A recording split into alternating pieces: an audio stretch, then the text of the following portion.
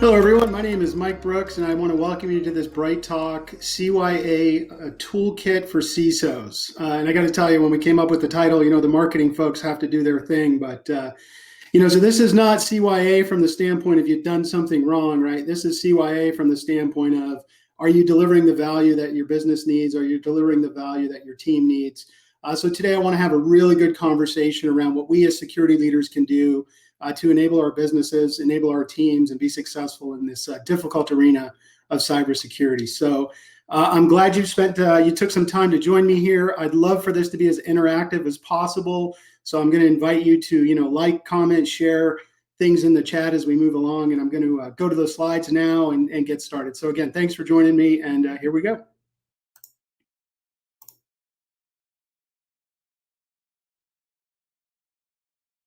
Okay, again, the obligatory title slide here. My name is Mike Brooks. I'm at a company called Abacode. We are a managed compliance and cybersecurity provider located in Tampa, Florida. And we help our clients transform cybersecurity and compliance challenges into competitive advantage. This is the BrightTALK CYA Toolkit for CISOs. And again, in my role at Abacode, I function primarily as a virtual chief information security officer. That just means that I'm kind of a principal risk advisor for our clients and kind of help them build strong cybersecurity programs. Diving just a little bit deeper into me, I want to give you a little bit of sense for who I am and my background. I am a retired Air Force member. I'd spent 22 years in uniform in the Air Force. Happy Veterans Day to all the vets that are out there serving in the private sector. My Air Force career was amazing. It was wonderful. It was one of the best experiences of my life. It went by fast. They said it was going to go by fast, and it surely did. Throughout that time, though, I gained some pretty valuable experience. I gained some valuable experience leading and running security programs for the Department of Defense. I was responsible for multiple enclaves, all the way up to the compartmentalized top secret data classification. My first network control center that I managed had, I think, about 1,800 security controls employed throughout the environment. So very challenging, had to get up to speed very, very quickly, learned some pretty important things that were kind of keys to my success. Folks had kind of showed me the ropes, and now I'm, kind of sharing those on and passing those along. In my capacity, I started my IT career off on the help desk. You see the first point about me there. And then kind of just evolved into leading an IT and security services organization for about 6,000 joint warfighters, both regionally and globally. I also have an MBA and a couple of credentials. You have to have those in our industry. So I've got mine. I've taken the tests. I've done the study, and happily and proudly display those acronyms and those certifications, as I know you do as well. So 3 interesting things about me. I did start my IT career on the help desk. That was, I think, the perfect place for me to start my IT career.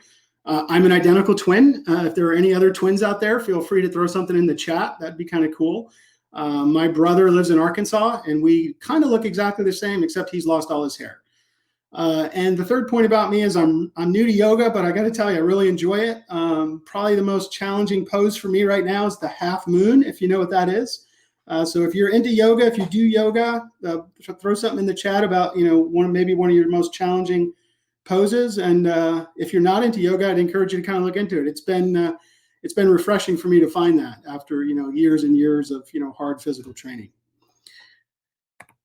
Okay, moving right along. So again, today's talk is really not about tools in the sense of giving you one more tool to employ in your environment. That's not what this is about. Really what this is about is more of a leadership perspective on how can we as security leaders make sure that the things we're doing day to day connect to the value proposition of our businesses and deliver that value in a way that is both needed and valued both from the client side, from the internal side. This chart always amazes me. I mean, there's hundreds and hundreds and hundreds of tools out there, and all of these tools pretty much are designed to do a single thing. So it's our job to put all of these tools together, and that's really kind of what I want to talk to you about today is how do we do that? how do we put these types of tools together and, again, deliver a service to our businesses and to our clients from the information security perspective.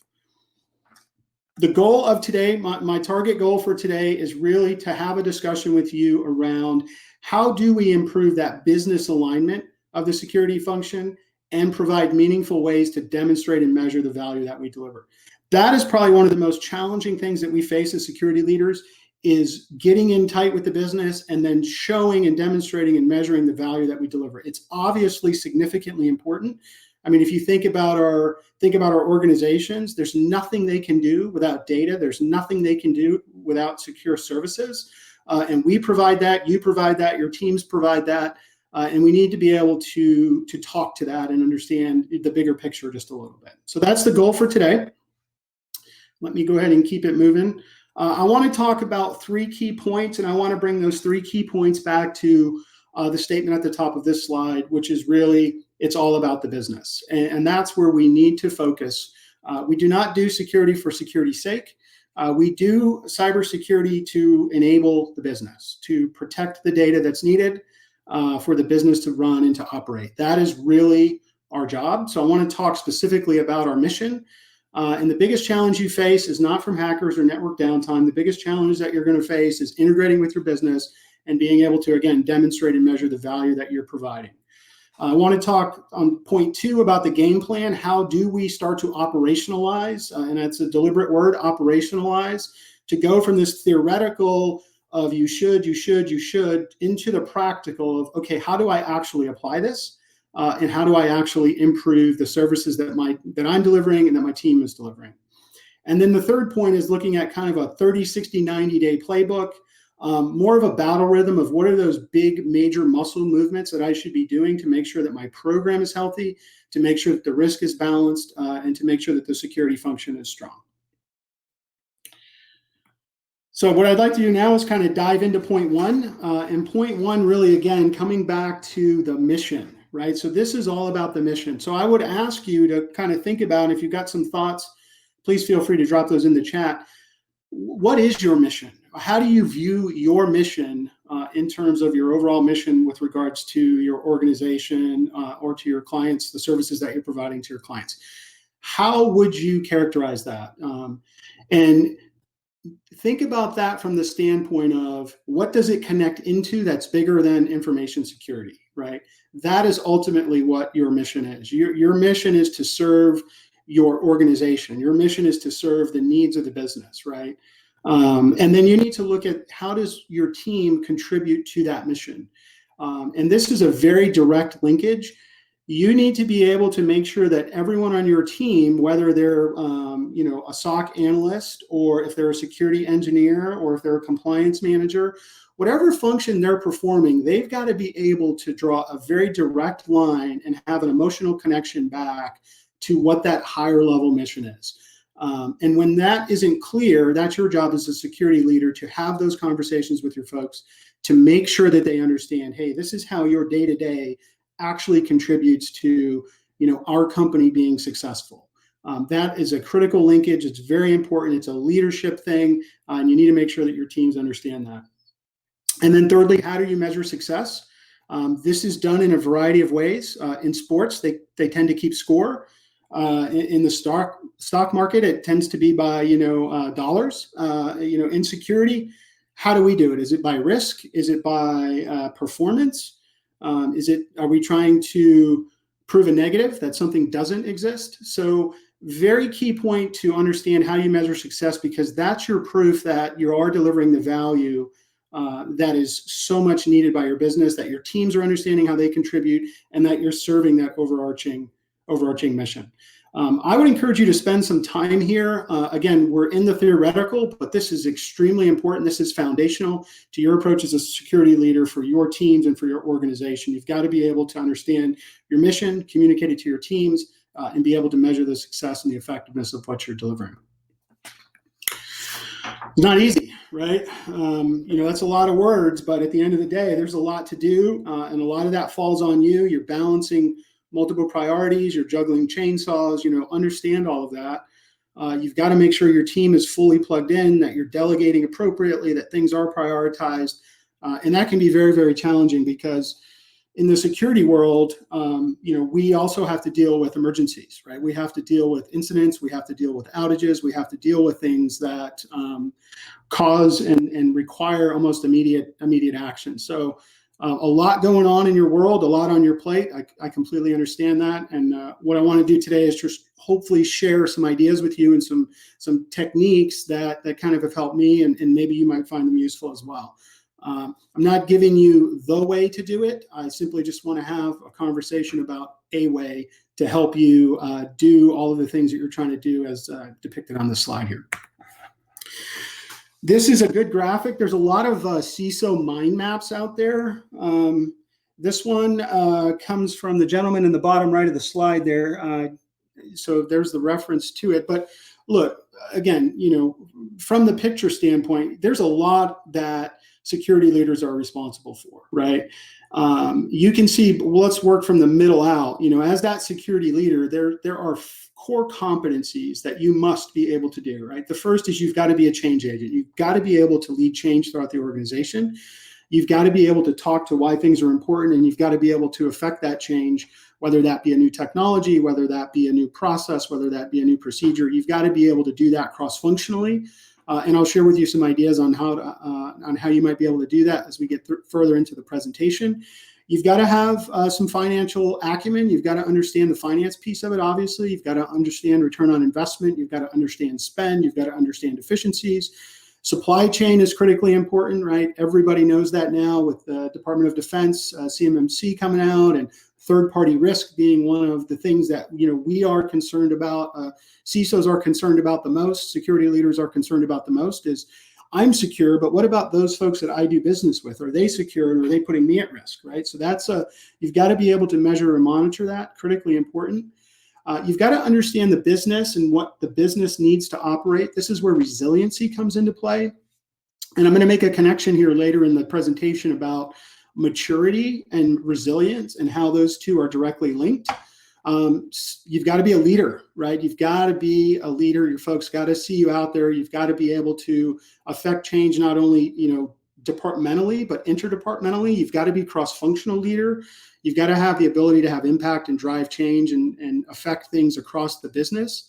And you can't do any of those things we just talked about without the relationship piece. So at the end of the day, you've got to be a relationship builder. You've got to be a bridge builder, because everything here that's depicted on this slide, whether it be security governance, HR behavior, security operations, technical implementation, whether that's cloud adoption, network security, latest trends in terms of what's happening, threat trends and technology trends, and what's the best technology. You've got to understand that. You've got to have really good working relationships with your vendors. The compliance piece of this is hugely important as well. We're seeing a huge uptick there in compliance. I know you're feeling that, having 3 or 4 or 5 different compliance standards that you've got to meet and deliver secure services. Got to be a risk expert as well. You've got to understand risk both from the treatment standpoint and also from the management standpoint. And then you've just got to kind of stay ahead of the game, right? Which is also something that's very, very challenging when we talk about security leadership, and how that plugs into the business.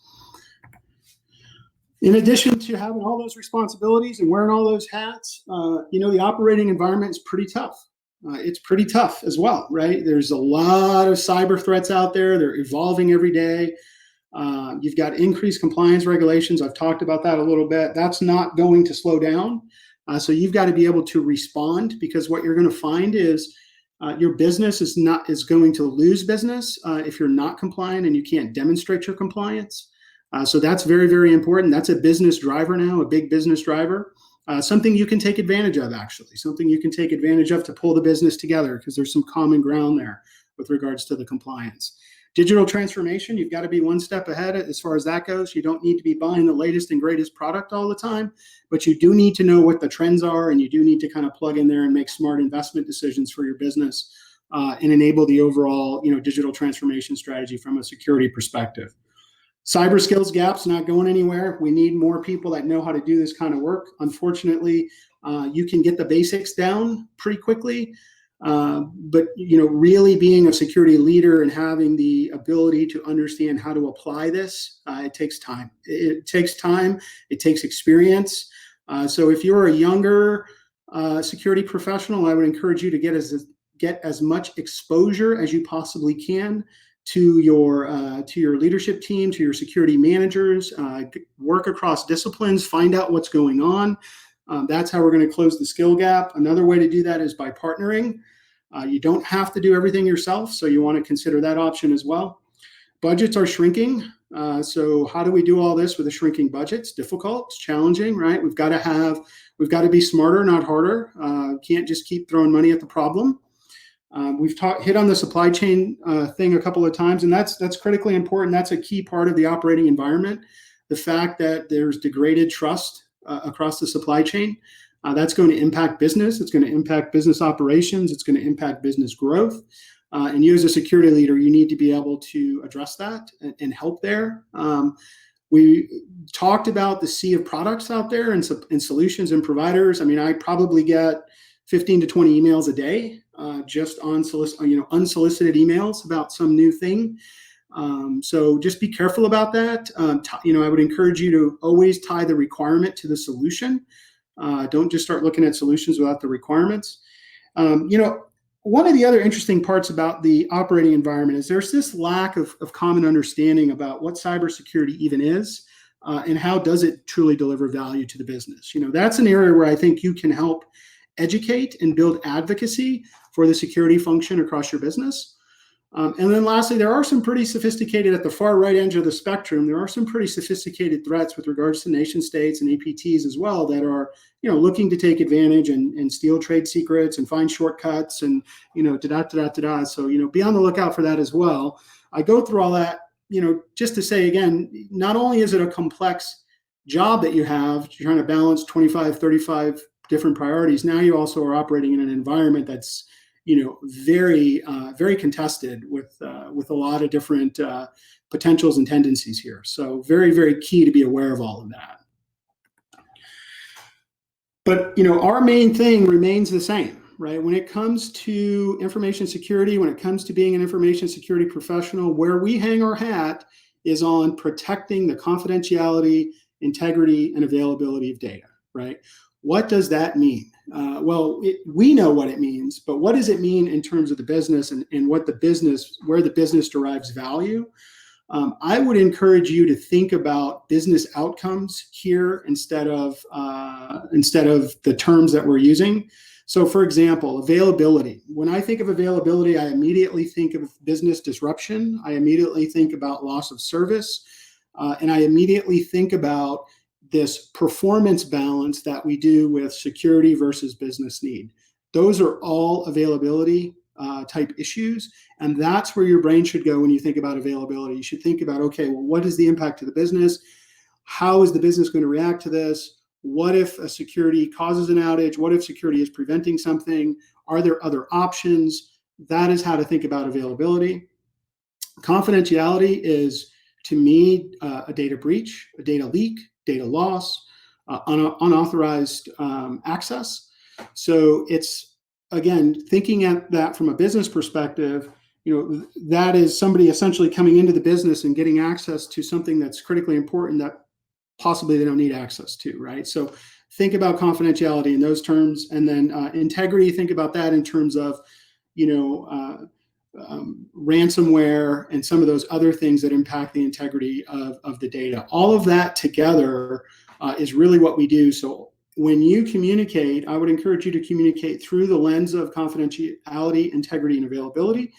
But I would also encourage you to add the language of business outcomes to that. And I'll give you a sample as we work through the presentation, because I think that's critically important, and that will help you better align with your business partners and overall business. So Forrester just came out with a report, I believe it was last month, about the rise of the business aligned security executive. So I've seen a lot of traffic here lately about the role of a BISO, Business Information Security Officer. I think it's a great role. I've seen that role used very, very well at some very big companies and some smaller companies as well.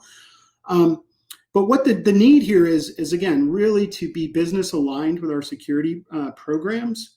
And if we're not aligned, then we're going to miss an opportunity to affect some of the impacts that we see here on the slide. So 94% of businesses have experienced a business impacting cyber attack or compromise within the past 12 months.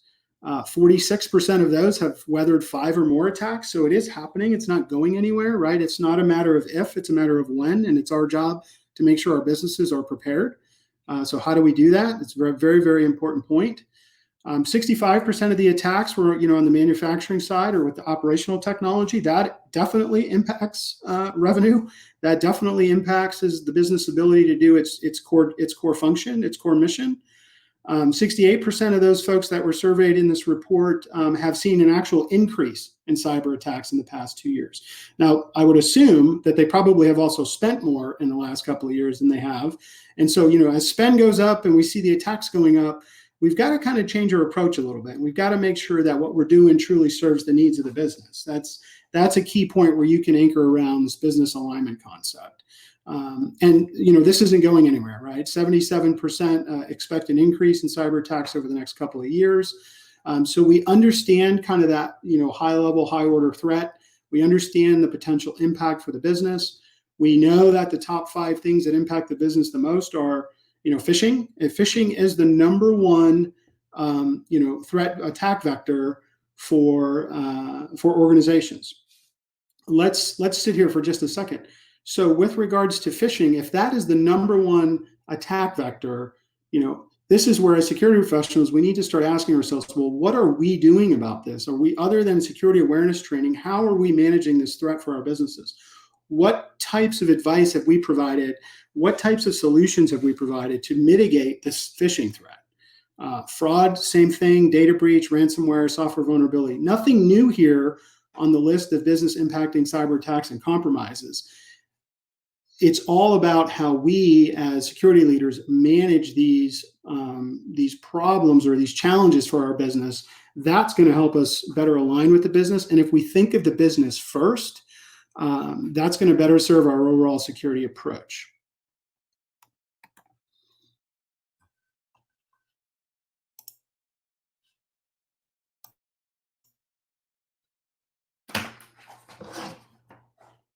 Sorry there, guys. I think I lost connection here for just a second.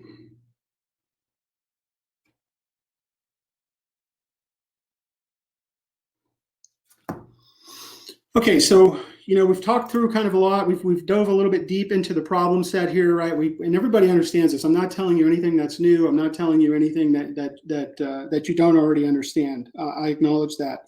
What I wanted to do was just kind of set the table then for how important a cyber strategy is, and I think this is the first tool that I could offer. You've got to have a written strategy. You've got to have an approach on how you're trying to solve the problem. That strategy has got to be aligned to the overall business goals. When we talked earlier about understanding your team, understanding how what they do on the day-to-day connects into the higher level strategy of the business. This is where you actually make that alignment, right? So your cybersecurity strategy goals have got to align to the overall business goals. And then with regards to the objectives, what you're actually trying to achieve, in a day, in a week, in a month, in a quarter, those have got to be very specific business outcomes. Those have got to talk about business impact or mitigating business impact or enabling business success. I've put some examples here. Reduce operational impact for data availability due to phishing and ransomware. And then what you do is you just lay in tactics below that, right? So tactic 1 might be, increase the training. Tactic 2 might be, we're going to create a new procedure on email attachments and email hyperlinks, things like that. So this is where you can start to actually lay in what specific steps you're taking to achieve your cyber strategy. Second objective might be decrease data loss to less than 1% of the data environment, 0 loss of critical protected data. How do we do that? Tactic 1 might say we're going to employ this new tool. Tactic 2 might say we're going to conduct this operation or this training. And again, if you think about it from the terms of confidentiality, integrity, availability, your objectives should follow along that same pattern, should be producing those end results and deriving a business outcome that you can take to the business in a way that they understand and can support and can get behind. So cyber strategy, critically important. And I would start here. This is your game plan. You've got to make sure you can put it on paper, and you've got to make sure that you understand it, and again, that it's linked to the overall strategy of the business.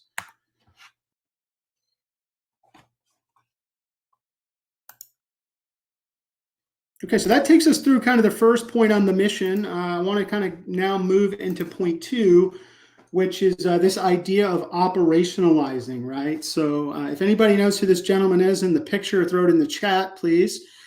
What does it mean to operationalize, right? We use words, and I'm a firm believer in the fact that words have meaning. So I think we need to understand when we say we're going to operationalize cybersecurity and compliance, what does that actually mean, right? Well, by definition, operationalize means we want to remove ambiguity by defining all the relevant variables so they can be objectively measured. This is exactly what we're trying to do from a cybersecurity perspective. We want to take the confusion and the complexity away. We want to boil it down to something that's very simple to manage, simple to employ, simple to measure, right?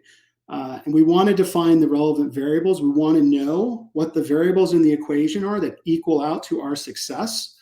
We want to know, for us, it's people, process, technology, and data, requirements. There are some key variables that we need to key in on as security leaders and make sure we understand, and then make sure we're measuring those, and not measuring those in a subjective way, but measuring those very objectively, measuring them to no more than 4, to 25% decrease. We're putting and laying in that structure so that we're able to operationalize our cybersecurity. How do we do that? How do we actually bring this to life? Well, we do it through GRC, right? And GRC is one of those terms. I almost hesitated to put this slide in the presentation because I think GRC is just another one of those areas, governance, risk, and compliance, that is often used, but is not very well understood, I think. And for us, it's important because this is how we align to the business. This is how we measure effectively, and then this is how we drive business success. It is through a governance, risk, and compliance approach, right?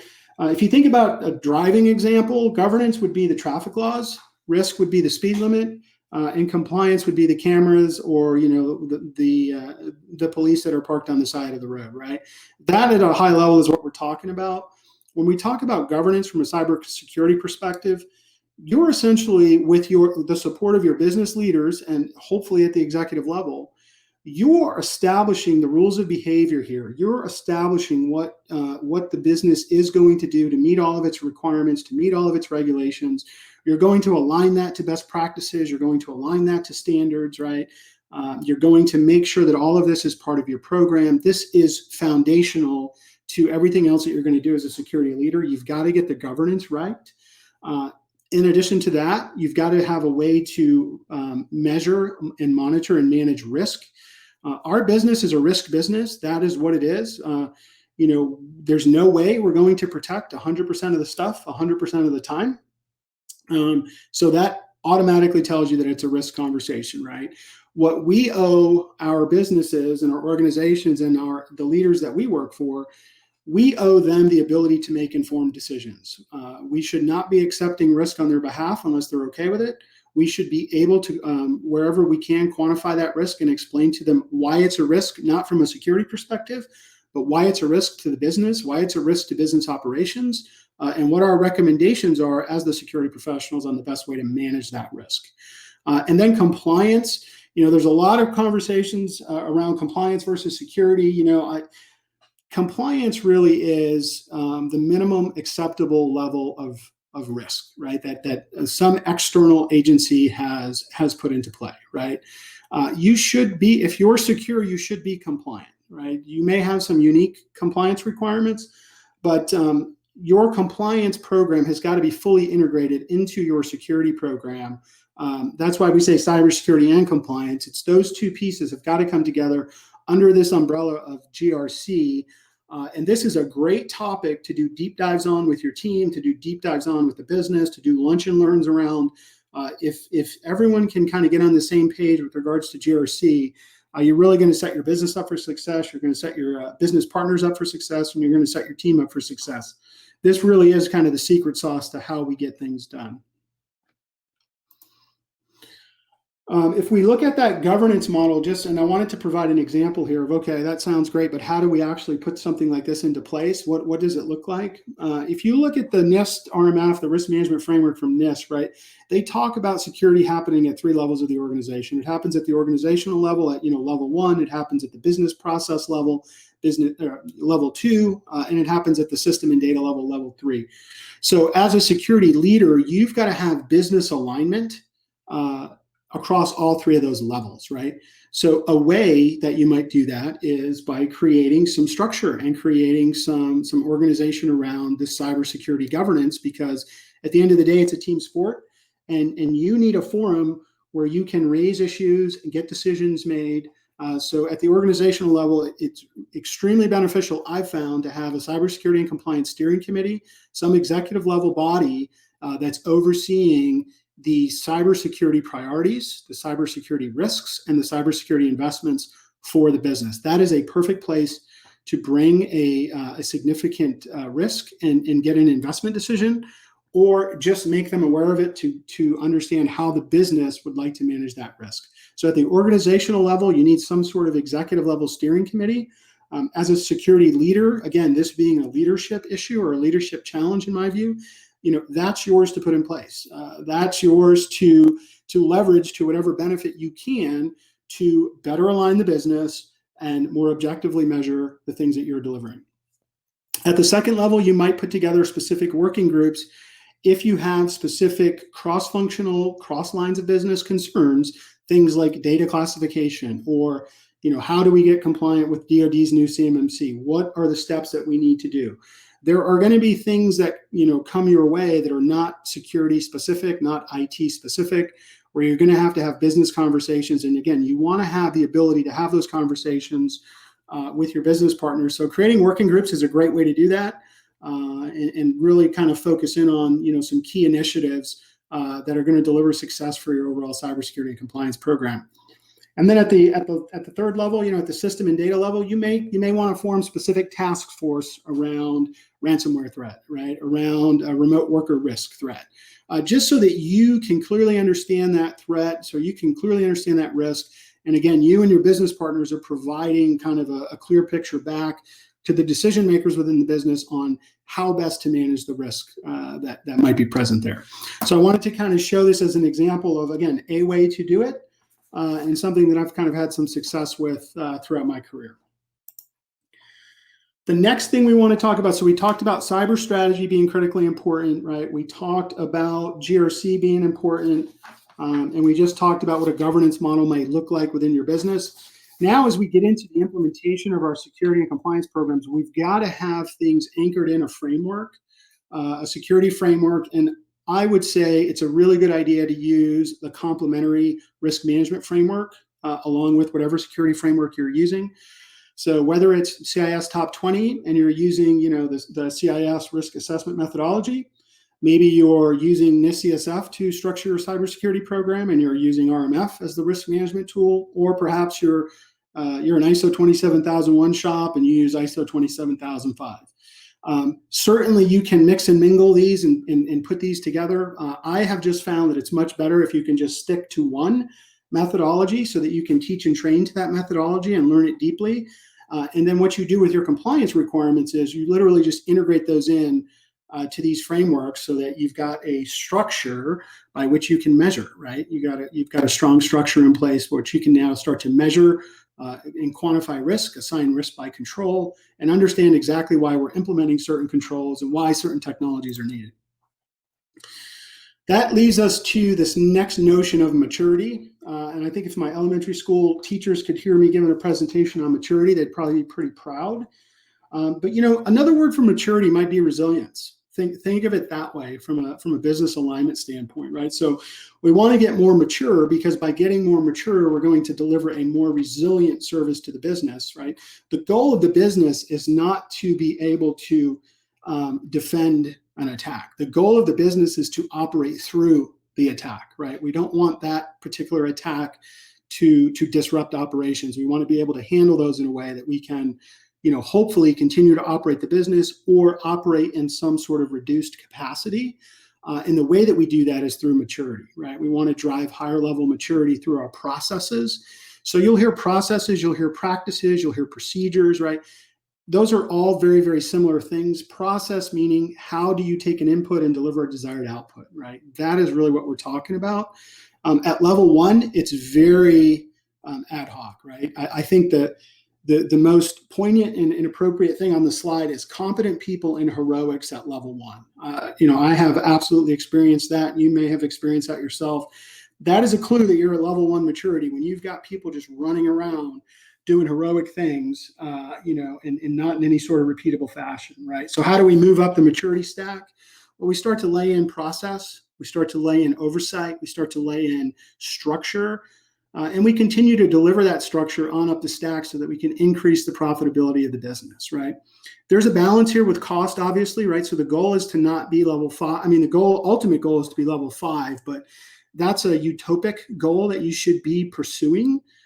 Realistically, if you're at a level 3 or above, I would say that your risk is in a pretty managed state, and your business is doing well. And you should know where those key areas are that need focus and attention based off the maturity model.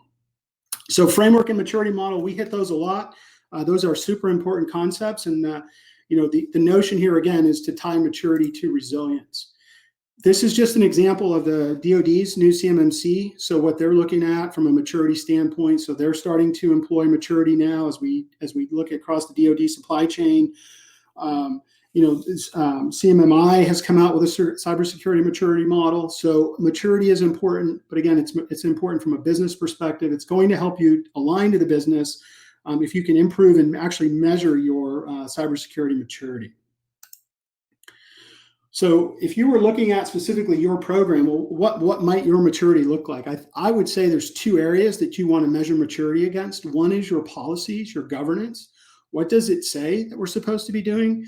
And the second would be your process, right? I would measure to make sure that you're getting the output that you need to manage the risk for that particular control, because that control is being employed or deployed to manage a very specific risk, and you need to be able to measure that and make sure that it's actually working, right? So this is an example of what your maturity may look like. Again, I would consider it both from the policy and from the process standpoint. And then as you look across, like, let's use the NIST CSF for an example. If you look at what your target goals are, again, we talked about level 3 briefly, maybe that's your goal because that's a balanced, cost, balanced risk posture. Maybe you've made a deliberate decision to be there as a business. What you then want to do is create a detailed profile across your security framework on how you're actually going to get there. You do an assessment on where you are, you analyze gaps, and then implement an action plan. That is really the formula for how to improve maturity. And again, it has to be objectively measured. It has to be measured within the bounds of a framework, because you have to know if you're improving or not. And more importantly, you've got to be able to communicate to the business, what this 1.20 means here under, what line is that? Under business environment. Why is that red? Why is that bad? What does that mean to the business? What does this 5 mean? You've got to be able to communicate that so you can focus in on, and more importantly, you've got to know so that you can get your teams focused in the right areas with regards to improving your maturity. Love to get your thoughts on maturity models and frameworks in the chat if you want to share. The last tool I wanted to offer in this section was around ROI, right? It was around return on investment. And this is another area where I see a lot of folks are challenged to provide true ROI. At the end of the day, we are doing amazing things for our businesses, for our organizations. I mean, it is not easy keeping everything secure, right? Everybody knows that. We need to help ourselves by being able to show how much value we're delivering, and return on investment is just one way that we can do that. Now, there's a return on security investment formula, right, where you look at the annual loss expectancy and you times that by a mitigation ratio and you come up with the cost of the solution, and then you divide it by the cost of the solution. The takeaway there is we don't want to spend more to prevent something than it costs to actually, if it were to materialize, right? And we need to be able to know that. So I wanted to share a different way of maybe looking at this. If you looked at the fact of just let's look at your company revenue for an example. If your company does $10 million in revenue, and we assume that all the data that you have in your environment is needed for the business to function properly, and the average, in the amount of data that you have is 100 terabytes, that's 100,000 gigabytes. Okay, what we can do then is we can put a business value dollar amount to 1 gig of data. All right, so let's just say for the sake of argument, 1 gig of data has a value to the business of $100. That would be the 10 million divided by the 100,000. You would get $100 per gigabyte. So that is the value, because that data is needed to deliver that revenue for the business. How much is a gig of data? Well, a gig of data is about 8 Word docs. It's about 14 PowerPoint slides, 50 Excel files, or about 9,000 emails without attachments. So it's not a ton of data. I think you probably get 9,000 emails in a week, but it's a fair amount of data, and it's worth about $100 to the business. Okay, so if your security budget was then $300,000, that means it's costing you about $3 to protect the 1 gig of data. You take the 300,000 divided by the 100,000 gigs, and that equals $3. So maybe that's a different way to have the conversation around return on investment, where you can actually start to assign dollar values to the data, to the things that we're protecting, to the gold that is in our clouds, in our hard drives, and in our servers, right? That is truly what we're after from a return on investment standpoint. So I just wanted to kind of point that out and have that discussion. I'd be interested to see what your thoughts on that are. Feel free to drop that in the chat. I think ROI is an area that we all need to really, really focus in on and make a lot simpler because it's so critically important to the business. Okay, point 3 here as I round up. So there's an excellent class that's offered by ISC Squared. It's the CISO's Guide to Success. It is a 30, 60, 90-day roadmap on what new CISOs should be doing when they take over. But I think it's also important for those of us that are in the seat doing the day-to-day to also look at this 30, 60, 90-day roadmap and make sure that those major muscle movements that are outlined in this 30, 60, 90-day roadmap are part of our battle rhythm, right? That we are doing those things to keep our programs healthy, to keep our teams trained, and to keep delivering that value to the business. That is critically important. And this is, again, a way to help you make sure that you're hitting all of the key points that you should be hitting, in a month and in a quarter from a 30, 60, 90-day. And it's not, do it once and call it good, right? It's rinse, repeat here. This is important. This needs to be continuous. Things in the 30-day, review the budget. I think that's important. Look at previous audits, assess your architecture, really sit down, look at your architecture, do a rationalization study, take a look at what's deployed. Why is it deployed? Tie it back to a risk, tie it back to a control, dig into the why behind that stuff. Very, very, very important. Will help you better align to the business and measure your program. 60 days, skills matrix, skills gap. This is where you may consider a partner, maybe bringing in a partner, or maybe adding a headcount, maybe, changing your team composition based on business need. Maybe you need a cloud guy now, or a gal now, you didn't need one before, those types of things. Look at your security operations center, make sure you're doing your drills, you're doing your incident response planning and drills. And then on the 90-day is really just coming up with that threat and vulnerability dashboard, right? Show the business, hey, these are our top 5 risks. These are our top 10 threats. These are our top 10 vulnerabilities. This is why it's important for us. This is what we need to do about it. Get a really good handle on that. And then look at your contingency planning. Again, it's not a matter of if, it's a matter of when. Know how quickly you're able to restore things. So here at Abacode, what I wanted to do is just kind of run you through real quick how we do it. So, we take that same approach that I've just outlined, framework and maturity model. Everything's anchored in our security operations center. We meet our clients where they are, and we build a program around them, right? Every cybersecurity and compliance solutions are delivered via a program. They're not delivered via point solutions, right? In terms of true business capability. So if you want to deliver true business capability, you're going to need a security and compliance program that integrates all of the tools based on your business requirements so that you can align to the business and deliver that value that's needed. This is what our program looks like as we roll it out, right? So it's, in some cases it's mapped to NIST CSF, in other cases it's mapped to CIS Top 20. It integrates the compliance requirements, and we just put a stack of services in there, again, to make sure that we're doing that constant measurement and that constant monitoring and improvement on the maturity side. We've got different dashboards that we use to show the output. This is important because decision makers like these kinds of things. Green is green good, red bad. You've got to be able to show this to to optimize your spend and to continue to improve your maturity. So I just wanted to show that. I think that's my last slide. Okay, so I know I went through that quick, guys. 45 minutes. I really appreciate it. Let me know if there are any questions in the chat. Connect with me on LinkedIn if you want to. And that's all I got. So really, really appreciate your time, and thanks so much.